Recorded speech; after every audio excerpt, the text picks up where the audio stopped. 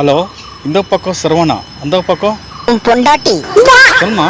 எங்க வரும்போது சிக்கன் எடுத்துட்டு வாங்க. கறியா?